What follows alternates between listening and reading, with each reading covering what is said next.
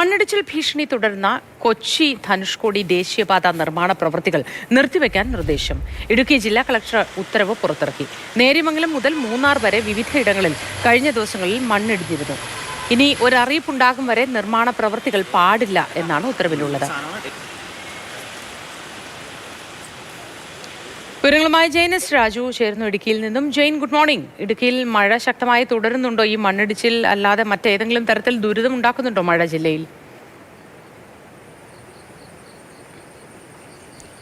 മോത്തി, ഇന്ന് ജില്ലയിൽ ഓറഞ്ച് അലർട്ടാണ് പ്രഖ്യാപിച്ചിരിക്കുന്നത്. പക്ഷേ ഓറഞ്ച് അലർട്ടിന് സമാനമായിട്ടുള്ള ഒരു മഴ ഇതുവരെ ജില്ലയിൽ പെയ്തിട്ടില്ല.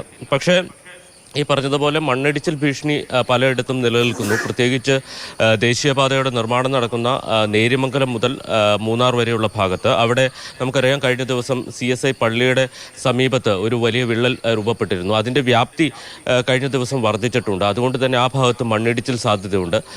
നേരത്തെ തന്നെ ആ ഭാഗത്ത് ദേശീയപാതയിൽ ഗതാഗത നിയന്ത്രണം ഏർപ്പെടുത്തിയിരുന്നു.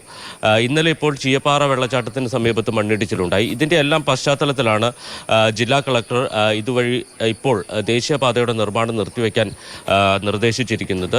അതായത് ഈ മണ്ണിടിച്ചിൽ അല്ലെങ്കിൽ റോട്ടിലേക്ക് ഇടിഞ്ഞു വീണ മണ്ണ് നീക്കം ചെയ്യുക, മരം നീക്കം ചെയ്യുക എന്നതൊഴിച്ച് യാതൊരു നിർമ്മാണ പ്രവർത്തികളും പാടില്ല എന്നുള്ളതാണ് ജില്ലാ ഭരണകൂടത്തിൻ്റെ നിർദ്ദേശം. അതോടൊപ്പം തന്നെ ഈ മേഖലയിലെ മണ്ണിടിച്ചിൽ സാധ്യത പഠിക്കാൻ ഹസാഡസ് അനലിസ്റ്റ്, അതോടൊപ്പം തന്നെ ജില്ലാ ജിയോളജിസ്റ്റ്, പൊതുമരാമത്ത് വകുപ്പ് എക്സിക്യൂട്ടീവ് എഞ്ചിനീയർ എന്നിവർ ഉൾപ്പെട്ട ഒരു കമ്മിറ്റി രൂപീകരിച്ചിട്ടുണ്ട്. അവരോട് ഇത് സംബന്ധിച്ച് പരിശോധന നടത്താനും നാളെ തന്നെ ഇത് സംബന്ധിച്ച് റിപ്പോർട്ട് നൽകാനുമാണ് നിർദ്ദേശിച്ചിരിക്കുന്നത്. നമുക്കറിയാം, ഈ ദേശീയപാതയുടെ നിർമ്മാണവുമായി ബന്ധപ്പെട്ട ശാസ്ത്രീയമായിട്ടുള്ള മണ്ണെടുപ്പ് നടന്നിട്ടുണ്ട്. ആ മണ്ണെടുപ്പിൻ്റെ ഭാഗമായി പലയിടത്തും അപകട ഭീഷണി നിലനിൽക്കുന്നു. പ്രത്യേകിച്ച് നേര്യമംഗലം മുതൽ വാളർ വരെയുള്ള ഭാഗത്ത്. അവിടെ ദേശീയപാതയുടെ നിർമ്മാണവുമായി ബന്ധപ്പെട്ട കോടതി നടപടികളൊക്കെ ഉണ്ടായതാണ്.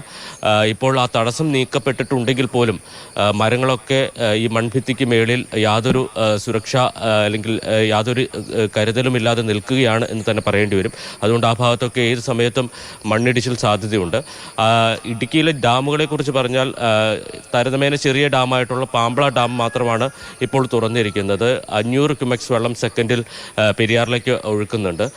നേര്യമംഗലം മുതൽ താഴേക്ക് കൊച്ചി വരെയുള്ള ഭാഗത്തായിരിക്കും അതിൻ്റെ ഒരു പ്രതിഫലനം ഉണ്ടാവുക. ഇടുക്കിയിലെ മറ്റു വലിയ ഡാമുകൾ, ഇടുക്കി ഡാം, അതോടൊപ്പം തന്നെ മുല്ലപ്പെരിയാർ ഡാം, അതിൻ്റെ സംഭരണശേഷിയുടെ പകുതി മാത്രം വെള്ളം മാത്രമാണുള്ളത്. അതുകൊണ്ട് തന്നെ വലിയ ഡാമുകളുടെ കാര്യത്തിൽ നിലവിൽ ആശങ്കപ്പെടാനില്ല. ഇനിയിപ്പോൾ തുറക്കാൻ സാധ്യതയുള്ളത് കല്ലാർകുട്ടി ഡാം മാത്രമാണ്.